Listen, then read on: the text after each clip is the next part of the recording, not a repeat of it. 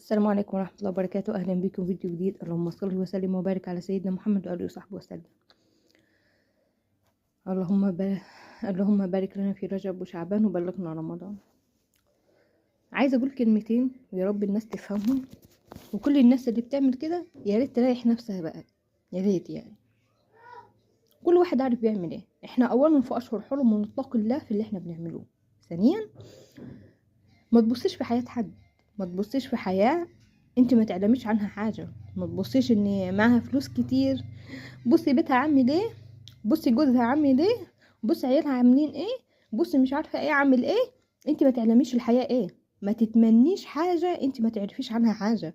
ما تتمنيش راجل من مراته، ما تتمنيش وانت ما تتمنيش تبص ده مراته مش عارفة ايه ده يا بخته بيها وانت ما تعرفش هي نيلة ايه في البيت. ما تتمناش حياة انت ما تعرفهاش، ولا تتمنيش حياة انت ما تعرفهاش. مجرد ان انت عايزة تاخدي بس ايقونة او تاخدي حاجة انت اساسا يعني الله اعلم ربنا كاتب لك الخير فيها ولا ما فيهاش.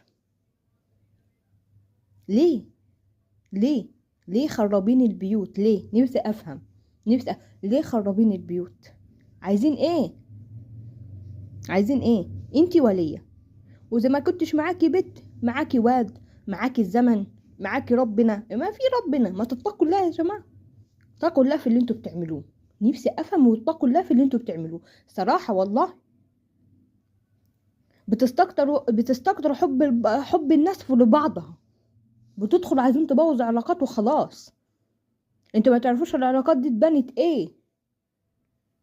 ما تعرفيش الناس الكويسه دي مع بعض ليه كويسه؟ عشان هم كويسين مع بعض، عشان في حصل بينهم مواقف، حصل بينهم بتاع. هو تحسب الناس دول يا بختكم بيهم؟ لا،